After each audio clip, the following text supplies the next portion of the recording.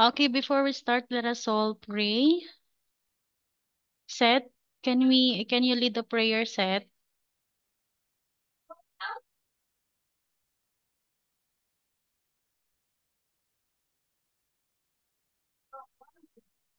Seth, where is Seth? Okay, let me do the prayer na lang. Okay, bow our head and close our eyes. Lord, thank you for this day. Thank you for all the blessings that we had. Please help and guide us in our discussion for today. Give us knowledge and wisdom to understand our topic for today about addition, about solving word problems involving addition of fractions. In Jesus' name we pray. Amen. Okay, did you watch all the videos that I uploaded in your LMS?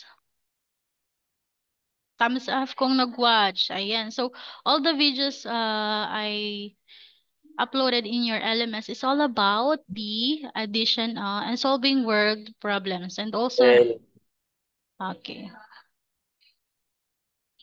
Bakit po? Papacheck ko mamaya, Kian. Okay?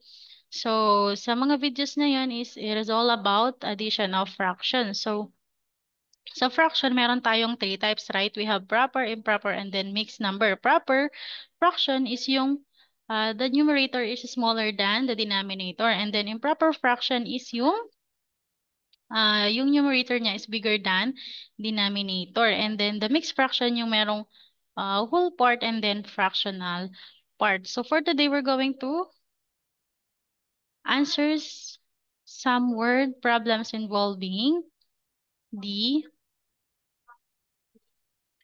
ayan, nakikita nyo po? Nakikita nyo po?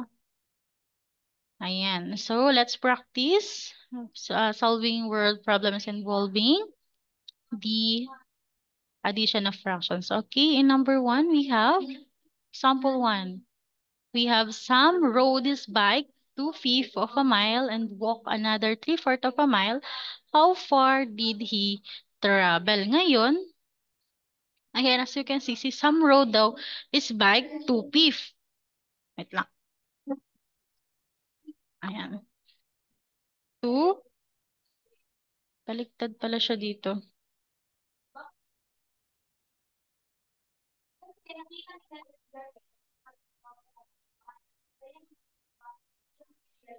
Hindi ako makapag-chalk. Wait lang.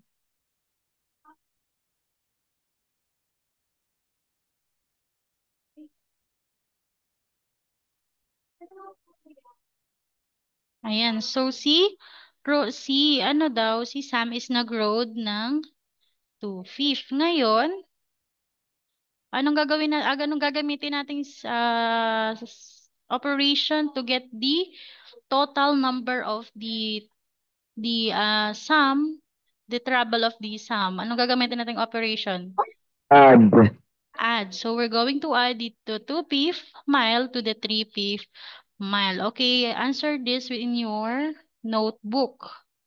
Okay, try to answer this in your notebook.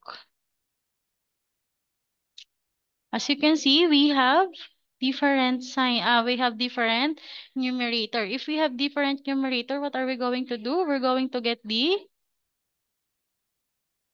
L LCM. LCM. LCM stands for least common multiple. Ayan.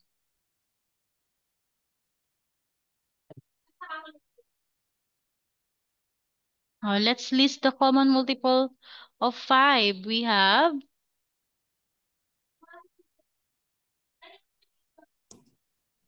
what is the least anong multiple ng 5? We have 5. 5, 10. 20, teacher. 20. 50, 22. Wait lang, wait.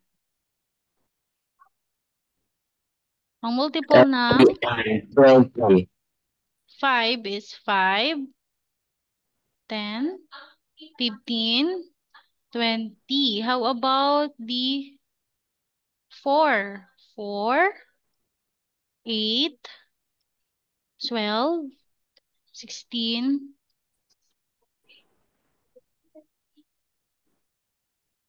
20. Tama po. So now, what is the LCM there?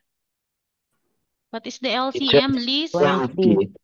The 20. LCM is 20. 20. So, here, 20. After we get the LCM, what are we going to do? What are we going to do? Divide. Divide. Okay, 20 divided by 5, Joban. 20 divided by 5. Ilan? 4. 4. 4 times 2. 4 times 2? 8. 8. Next, we have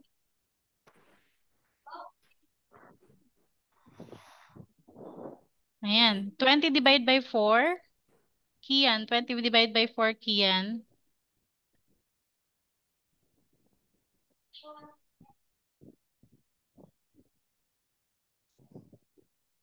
Where is Kian? Ayan si Kian naka 5. 5 times 3? 5 times 3, Andrea. 5 times 3? 15. 15. Now, after that, we're going to add the numerator. Since our denominator is the same na, we're going to add the numerator. So, 8 plus 15 is equal to 23. 23. 23 over 20 or 23 over 20. So, we can simplify pa this one, yes or no? No. Yeah, no. No na, we can simplify na this because we can divide it by 2. Okay, so this is the answer. The answer here is 23 over 20. So yung 23 over 20 daw yung fraction ng gaano kalayo yung tinravel ni Sam. Nagigets po? So sa pag-solve po ng word problem about addition of fraction, first we're going to understand the problem. 'Di ba yung ginamit natin, kung napanood nyo na yung video, yung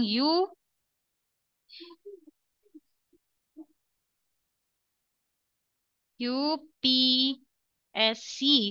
When UPSC stands for U, understand, P, plan, S, solve, and C is conclusion. Yung U, you're going to understand what is being asked. So here in a problem 1, what is being asked? What is being asked here, Andrea? How far did he travel? Okay, how far did he travel? After that,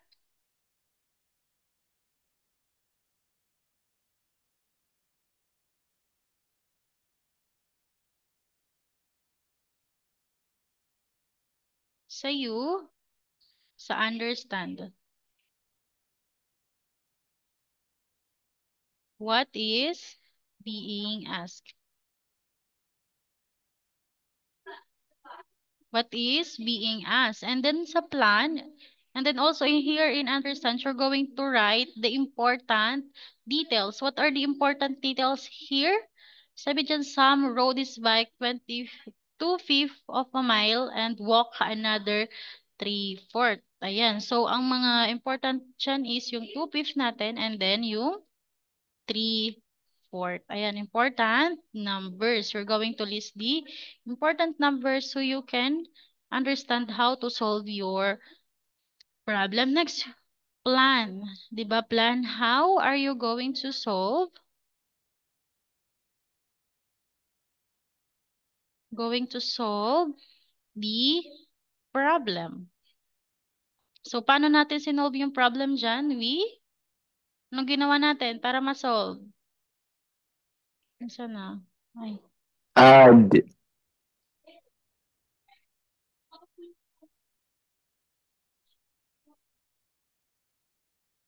nawala. Okay, yung pala natin is we add. After that, sa solve naman,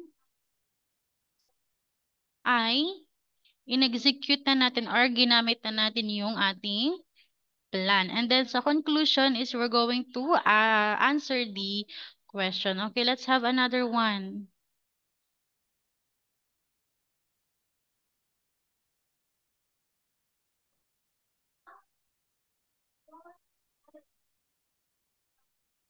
Lang, iburahin ko lang to.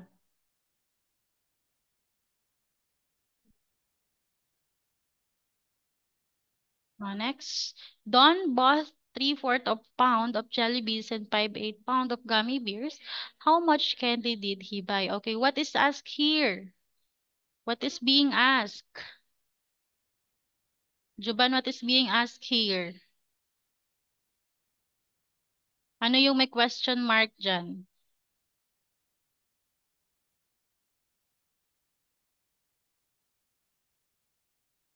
Di ba ang tinatanong dyan is how much candy did he buy daw? Gaano kadami yung binili niya na 3, candy? 4. So, una daw, bumili siya ng 3/4 na gummy. Ayan. So, una, bumili siya ng 3/4 na gummy. Tapos, sunod naman is bumili daw siya ng 5/8 na nung una, bumili siya ng jelly beans na 3/4 and then 5/8 na gummy. Then, we're going to use the addition to solve the expression. So, after that, ayan, as you can see, meron magkaiba ulit yung ating denominator. So, we're going to find the LCM. What is the LCM of 4 and 8? LCM. 8.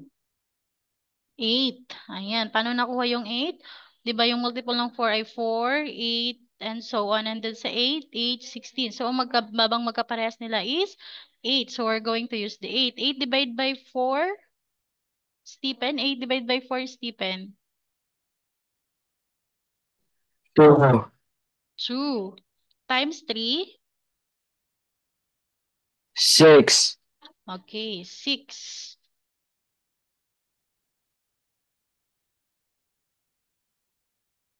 Next, we have 8 divided by 8, 1 times 5 is 5. After that, we're going to add the numerator na since we have same common denominator. So, 6 plus 5 is 11 11. over 8. Ayan. So, ganyan lang po yung pag-solve ng word problem involving addition of fraction. Ipag-a-add nyo lang yung fraction. Ngayon naman, paano naman i-convert? This one, ito, identify nyo nga ito kung ito ay proper, improper, or mix. Ano siya? Yung 11 over 8. Improper, proper, or mix? Proper. Improper. Siya is improper. Bakit po? Kasi the numerator is bigger than denominator. So how are we going to translate that in, convert that in a mixed number? Di ba yung mixed number, merong whole number and fractional parts. To convert that in a mixed number, we're going to divide 8 to 11. Okay? Ilang 8 ang meron sa 11? Ilan? How many 8 are there in 11? We have only 1, right? And then yung 1, that will be our whole number part. And then, after that, yung denominator natin is same lang. 8 pa rin siya. Okay? Copy the denominator. And then yung numerator natin is yung tira or yung remainder. So, ilan nga ang 8 sa 11? We have 1. Ngayon, 11 minus 8. 11 minus 8? 3. 3. 3. 3. So, 3 is our remainder. Yung tira. Yung tira is the remainder. So, ganito yung pag-convert ng improper fraction sa mixed number. So, if we're going to, to convert this improper mixed number to improper fraction, we're going to multiply 8 times 1 sa fractional part, sa whole number part, 8 times 1 is 8. Tapos, dun sa numerator, 8 plus 3 is 11. Ayan, nagigets nyo po kung paano mag-convert? Nagigets? Okay. Next, let's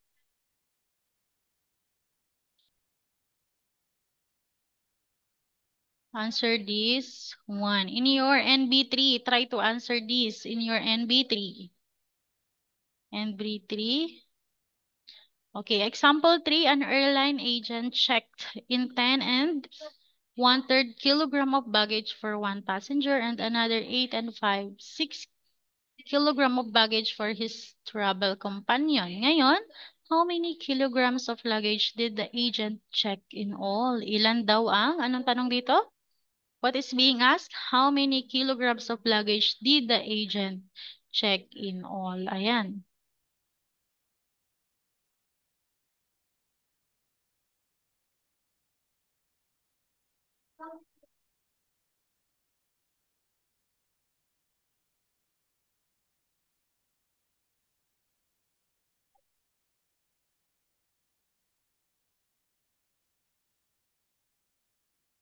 Try na nga natin. Ayun, nakikita pala. Ayan, meron na tayo dito. Try natin dito sa board.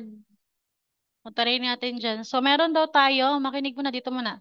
Meron tayong 10 and 1/3 plus 8 and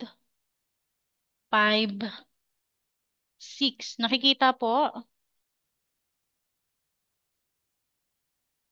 Ayan, nakikita? Ayan, so in this problem, we're going to convert it muna into improper fraction. To convert this into improper fraction, we're going to multiply this one, the denominator to the whole part. This is the whole part, diba? And then add to the numerator. 3 times 10 is, Andrea, 3 times 10? 30 po. 30 plus 1? 31. 31. And then plus 6 times 8. Joban, 6 times 8. 6 times 8, 6, 12, 18, 24, 24. Ilan? Wait, sir. Pag 4 times 5 is equal to 40. Ngayon, 4 times 8, 6 times 8. 48, O, 48 plus 5, 53. 53. Tama? Tama po? 53. O, ngayon, so here, naman, kung nakikita nyo, we have different denominators. If we have different denominators, what are we going to do? We're going to find the LCM. So, what is the LCM of 3 and 6? As you can see, ayan, what is the LCM? 6. And then after that, we're going to divide 6 divided by 3. 6 divided by 3. 2. 2 times 31. 2 times 31. 62. 62. And then 6 times 6, 6 divided by 6 is 1 times 53 is 53. Now add. Add this one, add.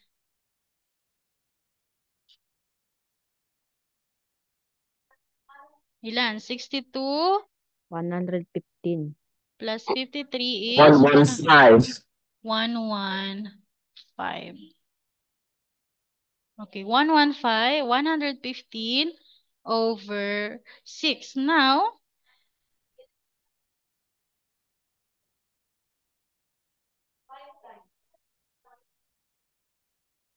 we're going to convert this 115 over 6 into mixed number. This is improper, right? Okay. How many 6 do we have in 115?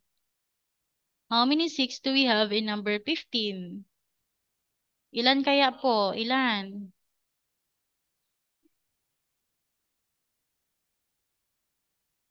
Okay, 19. Tama po si Kian. We have 19. So, 19.16. 19.16. Pero kailangan po natin ng eksakto. So, we're going to use the 19. If we multiply 19 times 6 is equal to 114. Now, 114 minus 115. 1. And then, copy the denominator. So, this is the conversion of improper fraction to mixed number. Okay, this whole part is how many we can divide the number, a denominator to the numerator. And then dun sa numerator naman, this one is the remainder. Ilan yung tira. And then copy the denominator. Nagigets po? Ang sagot is 19 over 1 over 19 and 1 over 6. Ayan, nagigets po? Nagigets? Nagigets po? Okay, did you watch all the video I sent? Hindi pa. Kung hindi pa nyo pa siya nawa-watch, please watch all the video. And you have assignment there. Okay, ang nagsisend pa lang sa akin ng assignment po is yung sa'yo Kian is itatanong ko kay Teacher Jem, okay? Ang nagsisend pa lang sa akin po ay si Stephen. Ayan. So, I will be waiting hanggang mamayang hapon sa inyong assignment. Okay? So, that's all for today. I hope you were fine. So, let's end this discussion with a prayer. Okay, let's pray. Lord, thank you for this day. Thank you for our fruitful discussions. Grateful to have you in our life. In Jesus' name we pray. Amen. Okay, what is your next class? Anong next class nyo? Teacher, Pilipino. Filipino. Okay. Mag-prepare na para sa Filipino. Bye-bye.